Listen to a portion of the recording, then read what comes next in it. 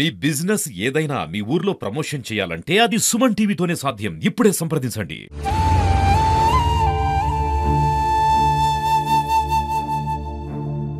దీంట్లో ఉంటే మనం ఏమవుతామని ఇద్దరు ఒకళ్ళొకరు పట్టుకొని దిగారు. కొంత దూరం పోయినాక ఈడిపోయారు. ఈమెమో ఒక చెట్టుకు తట్టుకుంది, అది పైన ఉన్నది. ఈయన లోపలికి పోయారు.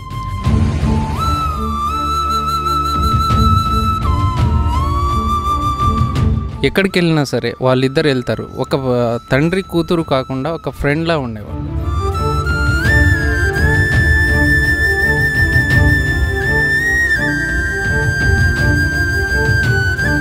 అన్నయ్య ఎంగేజ్మెంట్ టోటల్ అమౌంట్ కూడా అశ్వినియే పెట్టుకుంది. నువ్వు వద్దు, నేను పెడతా కదా. మా అన్నయ్యకి ఏం కావాలో వాళ్ళ డాడీ అసలు చూడని 4 రోజుల క్రితమే ఆ ఇంట్లో నవ్వులు పడ్డాయి, సంతోషాలు విరబూశాయి, ప్రేమలతో అనుబంధాలు పులకించాయి, ఆనంద భాష్పాలతో అందరూ సంతోషంగా ఉన్నారు. కానీ ఇంతలోనే మృత్యువు దాడి చేసింది. ఆ ఇంటిలో ఉన్న సంతోషం మొత్తాన్ని దుఃఖంగా మార్చేసింది, ఆనందాలను కన్నీళ్లుగా మిగిల్చింది. ఈ కథ ఎవరిదో తెలుసా? మొన్న ఆకేరు వాగులో కొట్టుకుపోయి ప్రాణాలు విడిచిన ప్రొఫెసర్ అశ్విని కథ.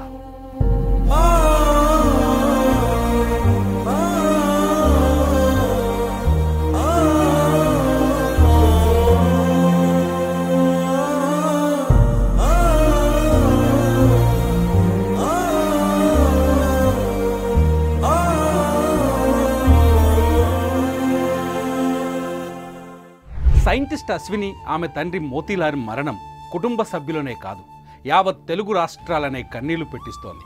హైదరాబాద్ ఎయిర్పోర్టుకు వెళ్తుండగా మహబూబాబాద్ జిల్లా మరిపెడ మండలంలో రోడ్డు దాటుతుండగా ఆకేరు వాగు వారిని మింగేసింది.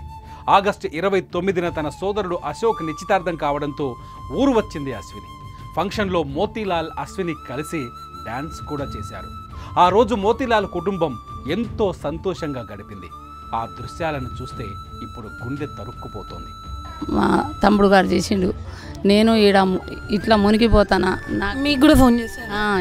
ఇక్కడ దాకా వచ్చింది, కార్లో ఉండి కూడా నేను ఇక్కడ దాకా మాకు వాన వచ్చింది, నేను మునిగిపోతాను, మీరు మాకు కాపాడండి, రాండి, ఎవరిని తీసుకొని రాండి అని ఒకేసారి అన్నాడు.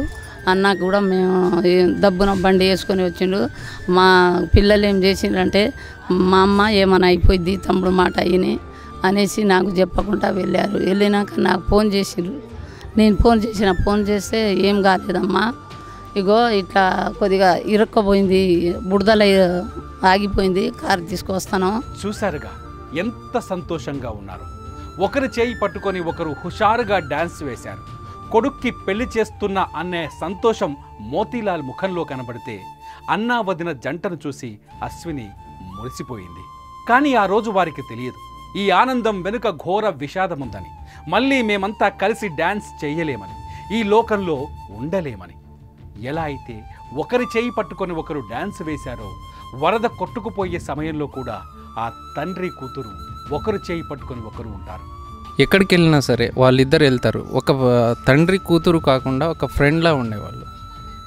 అదేవిధంగా చివరికి ఇప్పుడు మునిగిపోతున్నప్పుడు కూడా ఒకరి చెయ్యి ఒకరు ఇడిచిపెట్టుకోకుండా ఇద్దరు మునిగిపోయారు. ఎలా ఉన్నారో అదే విధంగా చివరికి ప్రాణం అదే విధంగా తీసుకున్నారు. అంత ధైర్యం అంటే యాక్చువల్లీ మనం ఆ కార్లో ఉండి వాటర్ మొత్తం పీకల వరకు వచ్చే టైంలో మనకు అంత డేర్ కూడా ఉండదు. డైలెట్ నెంబర్ చూసేసి వాళ్ళు టక్క ఫోన్ చేసేంత డేర్ కూడా వచ్చింది. ఆఖరికి డోర్స్ అంతా స్లైడ్ చేసి పైకి మిర్రర్ మీద కాలు పెట్టి టాప్ ఎక్కడానికి ట్రై చేశారు. మనం బతుకుదామనే ఎంత ఆశ ఉండేది. విధి ఎంత బలీయమైందో కదా. అంతేలేని ఆనందం ఉన్న ఆ ఇంట అంతులేని విషాదం అలముకుంది. నిశ్చితార్థం కోసం వచ్చిన బంధువులు ఇప్పుడు ఇంటికి చావు కోసం వచ్చారు. శుభకార్యం రోజు బంధువులతో సందడిగా ఉన్న ఇల్లంతా ఇప్పుడు రోదనలతో నిండిపోయింది.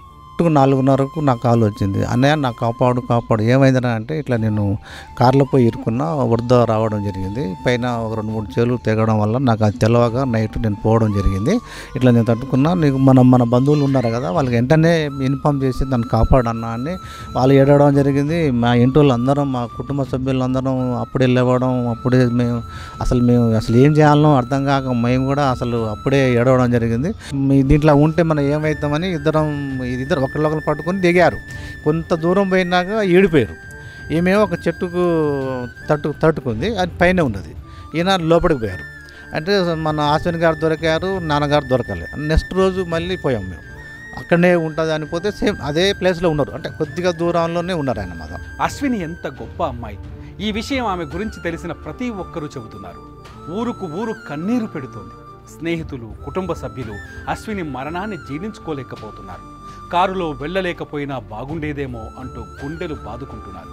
తిరిగి రావా బిడ్డ అంటూ ఆమె తల్లి గుండెలవిసేలా రోధిస్తోంది. బంగారం లాంటి చెల్లి, తండ్రిని కోల్పోయిన అన్న కన్నీరు మున్నీరవుతున్నాడు. అన్నయ్య ఎంగేజ్మెంట్ టోటల్ అమౌంట్ కూడా అశ్వినియే పెట్టుకుంది. మొత్తం వాళ్ళే డబ్బులు, మొత్తం డబ్బులు మొత్తం వాళ్ళు వదిన మొత్తం చిన్న చిన్న వస్తువులు మొత్తం వాళ్ళే కట్టింది. డబ్బులు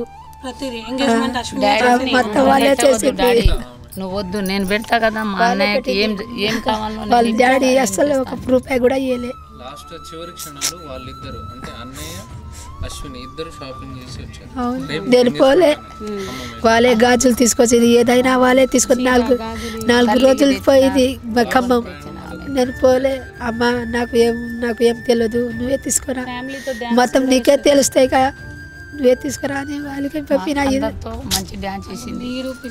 यकीन एक छोड़े नहीं, कति बड़ी थी घरे ना आवे तो पिल्ले जब चल बेटी गामे ने अनुगे कार घाले ताड़ी बेसार ले जानो फिर लावे तो बोर लगे चल तो 1 घंटा छोड़े नहीं, यकीन एक छोड़े नहीं. చిన్న తండా నుంచి సైంటిస్ట్ వరకు ఎదిగిన ఆమె ఎంతో మందికి ఇన్స్పిరేషన్. చదువులో బంగారు పతకాలు సాధించింది. బంగారు భవిష్యత్తుకు బాటలు వేసుకుంది. కానీ ఏం చేస్తాం, విధి ఆడిన వింత నాటకంలో తండ్రితో పాటు విగత జీవిగా మారింది. ఇలాంటి విషాదం ఏ కుటుంబంలో కూడా రాకూడదని కోరుకుందాం.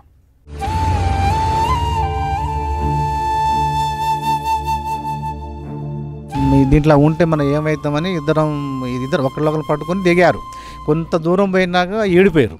ఈమెమో ఒక చెట్టుకు తట్టుకుంది, అది పైన ఉన్నది. ఈయన లోపలికి పోయారు.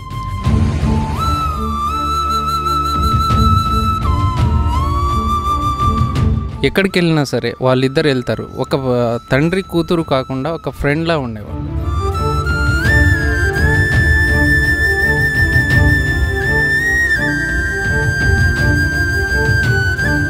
అన్నయ్య ఎంగేజ్మెంట్ టోటల్ అమౌంట్ కూడా అశ్వినియే పెట్టుకుంది. మొత్తం వాళ్ళే డబ్బులు. నువ్వు వద్దు, నేను పెడతా కదా మా అన్నయ్యకి ఏం కావాలో. వాళ్ళ డాడీ అసలు यकीन एक छोड़े नहीं.